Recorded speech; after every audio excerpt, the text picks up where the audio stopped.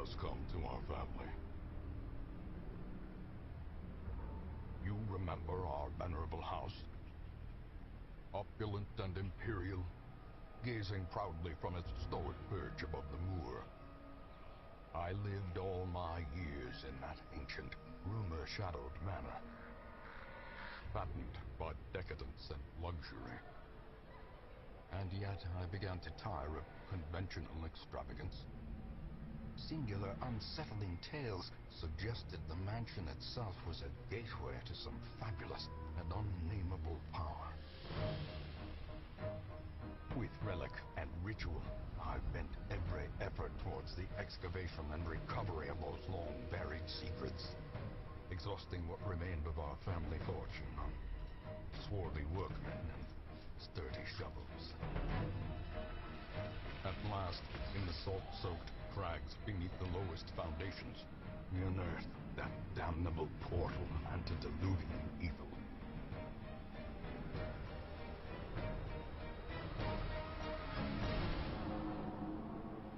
Our every step unsettled the ancient earth, but we were in a realm of death and madness.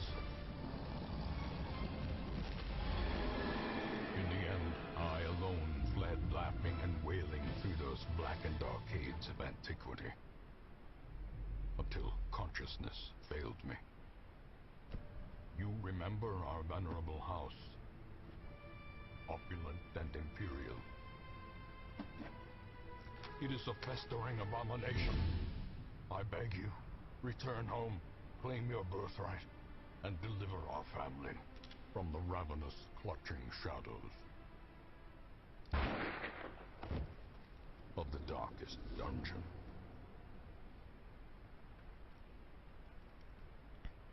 Hello and welcome to Daily Darkest Dungeon Nuzlocke, number 1, I guess. Darkest Dungeon is a game about making the most of a bad situation. Quests will fail or must be abandoned, blah blah, I guess. You can pause it and read this if you want to. It's a dungeon crawler where instead of just your characters are big damn heroes who beat everything and save the world and stuff, they're real human people. They get stressed out by, you know, fighting monsters and seeing people die and all that. And yeah, wow, I am good at the speakings. So I am going to be playing Darkest Dungeon with a bit of like a challenge run.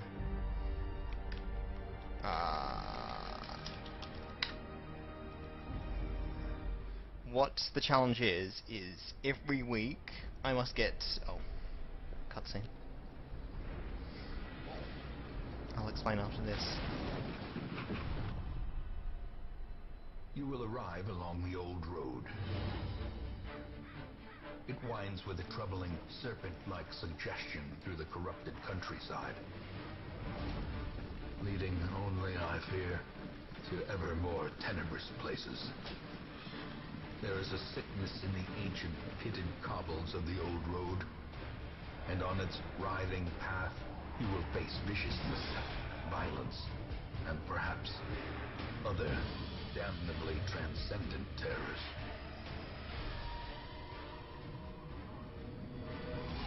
So steel yourself, and remember there can be no bravery without madness. The old road will take you to hell, but in that gaping abyss, we will find our redemption. So, if any of you have played Pokemon, you probably know what a Nuzlocke run is. You can only keep the first Pokemon you encounter in every area and whatnot. So, this game already has permadeath, much like Nuzlocke challenges make you do, so I don't need to add that. It's just every week I will take the first character that comes off the stagecoach, and no other characters. And, if you would like, I can, like, name them after people in here.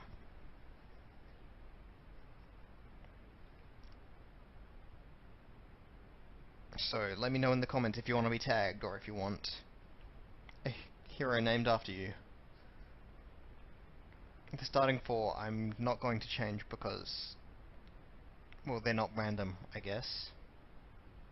This is just going to be an intro episode thingamabobber where we just get through the first dungeons, which are not randomized at all.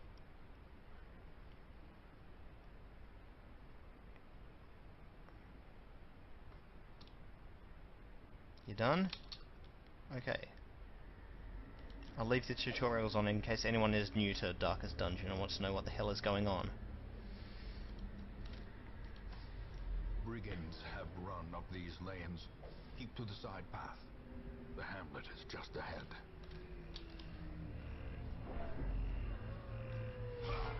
Dispatch this thug in brutal fashion, that all may hear of your arrival.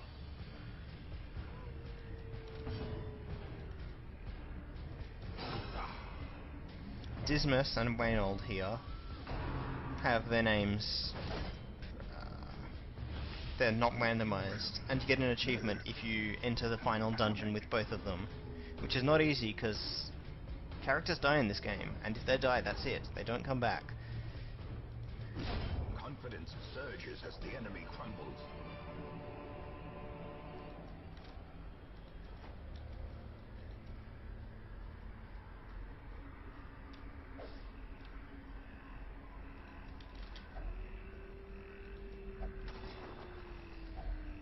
If only treasure could staunch the flow of otherworldly corruption.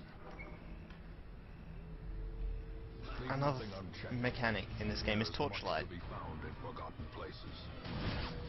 The darker your torch is, in general, Send these vermin a message. The rightful owner has returned, and their kind is no longer welcome. the darker the torch is, the harder the game is, but also the more loot you get.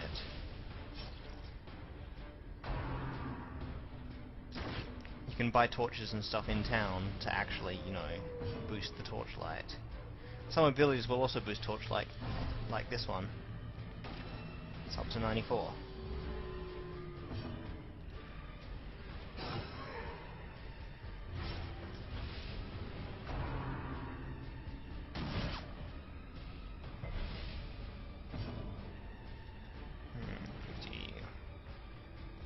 YOLO. Damn it.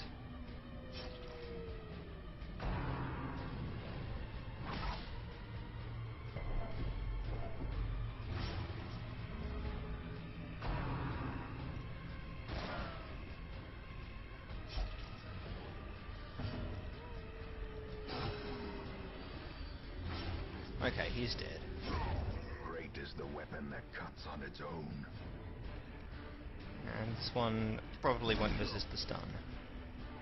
Stunning is very good in this game, because of how dangerous all the enemies are.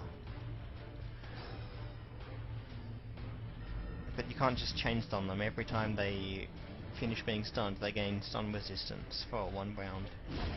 Continue the onslaught. Destroy them. See, here's a torch. It increases the light level. And there are also heirlooms which you use to upgrade the hamlet. So yeah, completed a quest. Continue adventuring just so we can look at this. Bandit's wrapped chest. Should we open it? No. No, we shouldn't, because that would be stupid.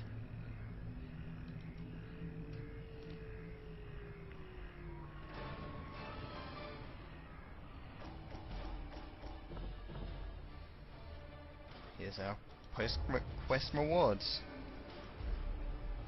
And these are quirks that can be gained after each quest. Red is negative quirk, yellow is positive quirk.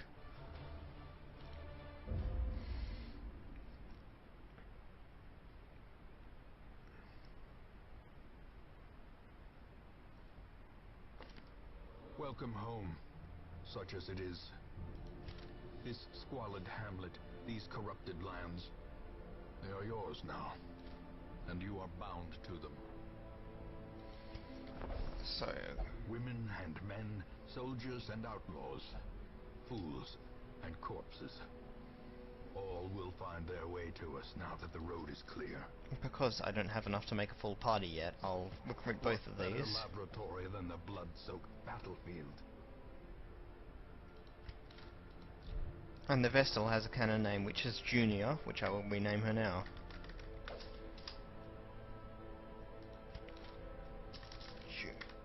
Junior. That's an okay set of starting skills. This is an AoE. Vestal is, you know, a healer, basically. And she doesn't have quite the best set of skills to start off with, but it's pretty good. This one is also pretty good. He can hit Blight in any position. Positioning is very important in this game. A mecca of madness and morbidity. Your work begins. More dangerous enemies tend to be in the back 2 rows, so being able to hit them is very important. The cost of preparedness, measured now in gold, later in blood. You need food while wrecking through dungeons. Torches to light the way. Shovels can break obstacles and clear obstacles and break into things, blah blah blah. Keys are good to unlock chests. Holy water can bless things in the ruins. Medicinal herbs can cleanse items. And that looks about good. I always go with all the food, and then if I have extra, I'll backtrack and see if I can pick up any extra loot. With the torch completely off, so I can get the bonus loot from torch being off, and also not have to fight enemies because they're all dead.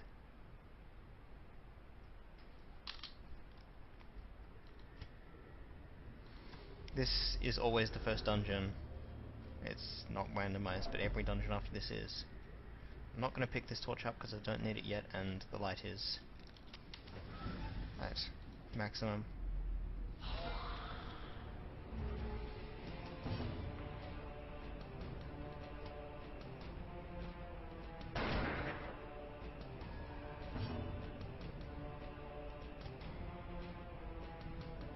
So, the Plague Doctor inflicts Blight, which is kinda poison, kinda acid. I would say poison, except it kills skeletons, and poison does not kill skeletons.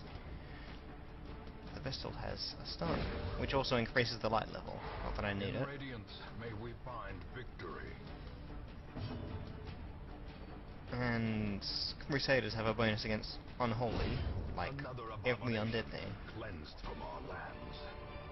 Oh, these bars down the bottom are stress, and if they gain a black halo around their head, that's them gaining stress, and a white one is them losing stress. Stress is the real killer in this game. Even the cold stone seems bent on preventing passage. You can clear rubble without a spade or a shovel, but it stresses your party out a lot, so always best to bring shovels. Here is one enemy who is a backlot row stress caster. You can probably see when she has her turn. If she survives that long, which she probably will. Yep. Oh, good work, mate. Dismas, he dodged it. There's a lot of RNG in this game, and it can make or break you.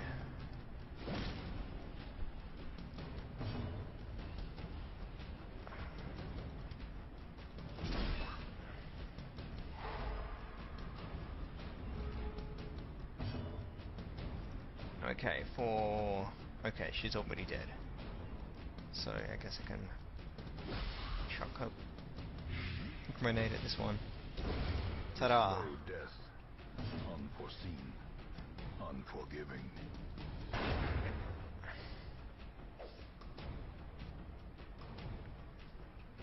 You might have noticed the other one didn't leave a corpse. That's because she died from a damage over time effect. Another one falls. Some characters have moves that can clear corpses, otherwise you have to just kill them to get the things closer to you. Let's see. Nope, the Plague Doctor has a move that can clear corpses, but I don't have it learned on her.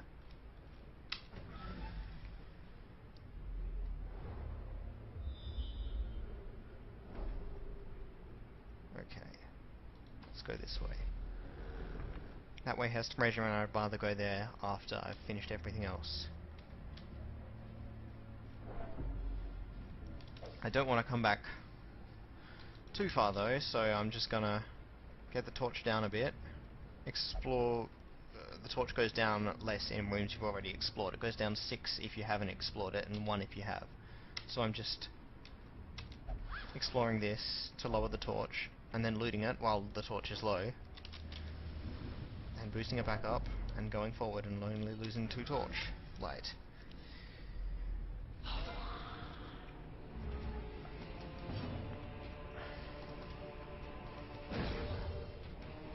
Even if the back row aren't stress casters, they're often a lot more dangerous. Like, Bone Arbalists do a lot of damage on a crit, and they crit a lot. So, top priority. Pistol shot, yep.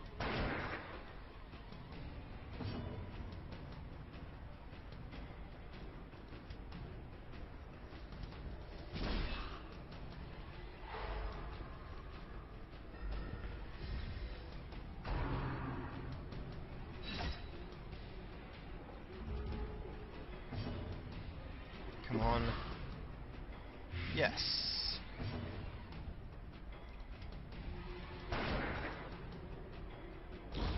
Slowly, gently. This is how a life is taken.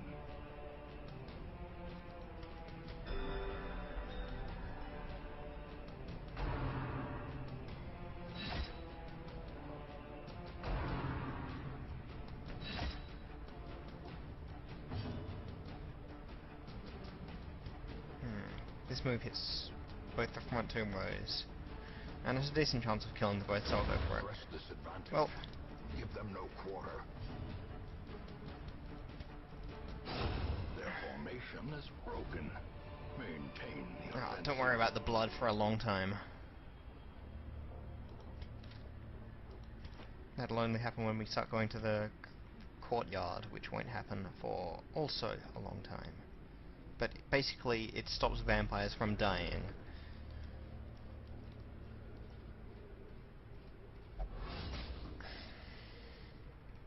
Mind that such missteps are the exception. If ever you need a proof that traps are gay, right there. 15 stress and a bunch of damage.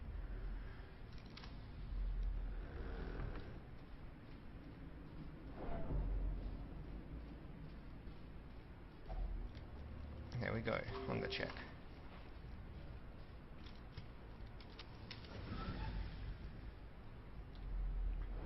Always bring more than enough food. You can always get rid of it to loot more stuff if you want.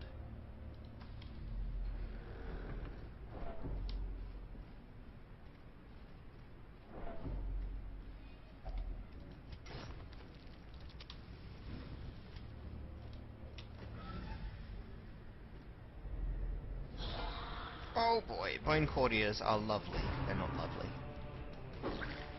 They throw wine on you, and it stresses you out, because I guess all your friends are going to make fun of you for drinking such swill. I mean, I would.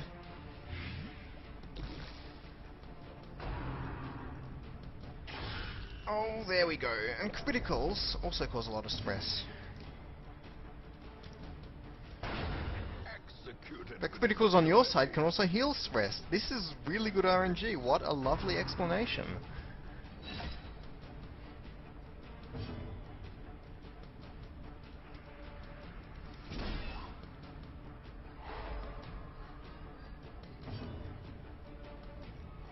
See, if she had her AoE heal, then she could heal everyone right now, but she doesn't, so I guess she'll just stun him, hopefully, if he doesn't resist it.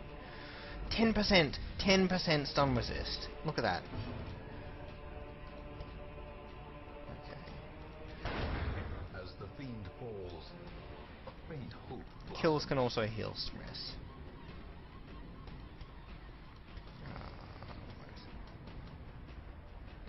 This one has protection. Yeah, that stat there.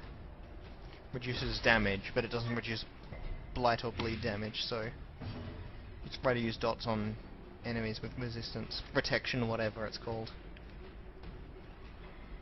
Okay, he's already got stun resist. You can't use any skills outside of battle, which sucks because, well, I mean, that would make the game too easy if you could just heal everyone up outside of battle.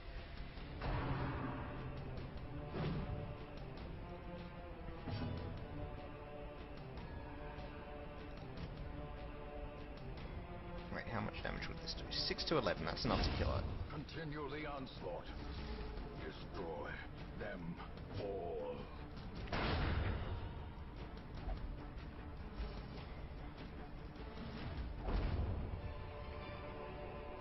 Foolish horrors. Brought low and driven into the mud. Okay, time to snuff out the torch.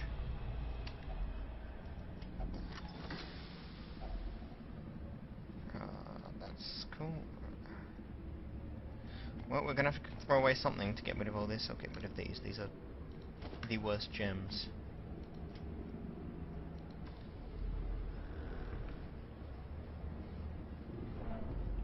If I encounter, sometimes you can have enemies spawn in hallways that you've already cleared. And if I encounter any, I'm going to turn the torch up before I fight them. Because if you don't, there's a chance that you can spawn a thing from the stars. Which is very bad. They are incredibly difficult and it would easily wipe out this party.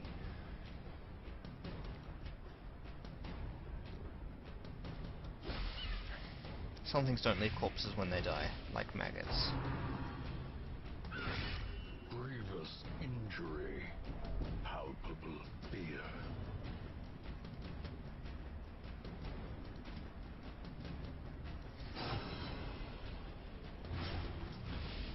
Please go. Oh, A good. death by inches. I mean, I was going to be able to hit someone. If that thing didn't go, then he would only be able to hit the two dudes that were already going to die when it was their turn. Oh my god.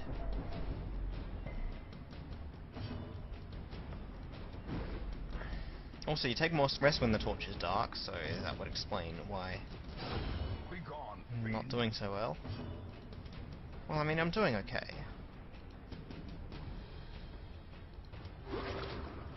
This one's already going to die, so I might as well heal up.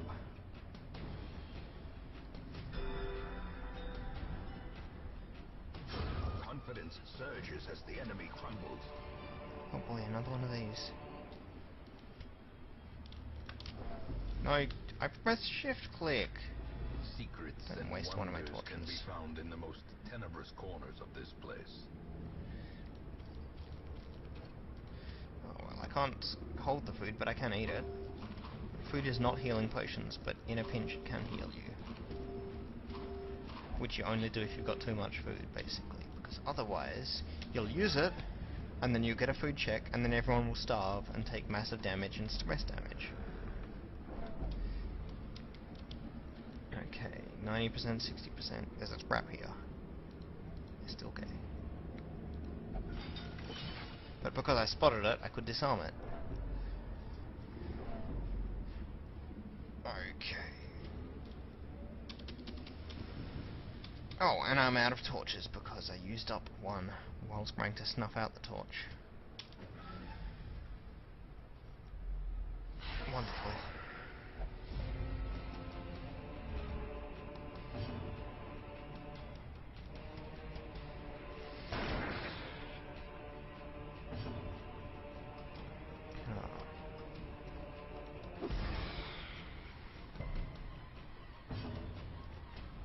Oh well, I can improve the light by stunning this one. Ta-da! Radiant light.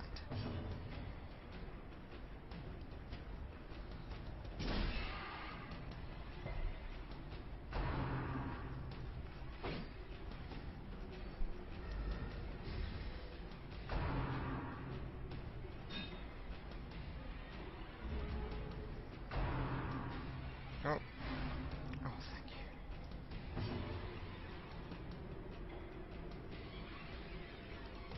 Let's see, how much? 3 to 6, and it has 3 damage. A momentary abatement.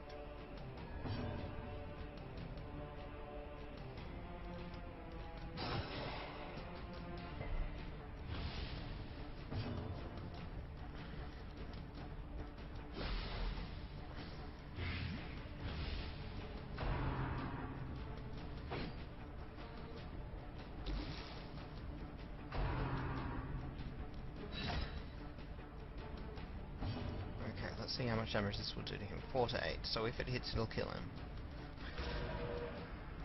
Or it could miss. That is fine. This is totally fine. 3 to 5, 2 to 4. Okay, so this has a slight chance of killing them both. Killed one, that's good enough. Oh, and that one's blighted, so he's gonna die anyway.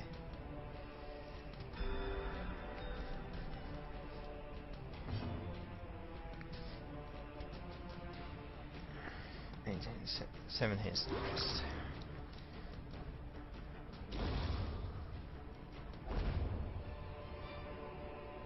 Success so clearly in view.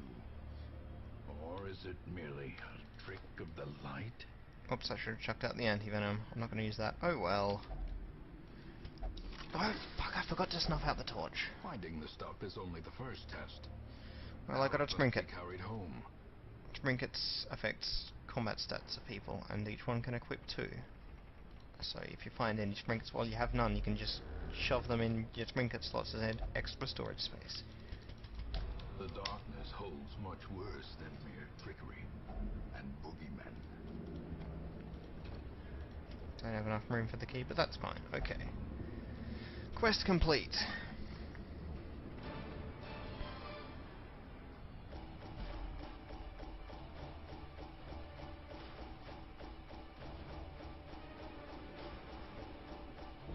Ta-da! 7,000 gold, 4 crests plus however many here.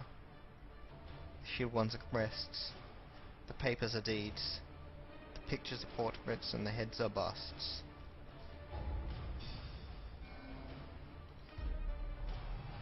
Oh.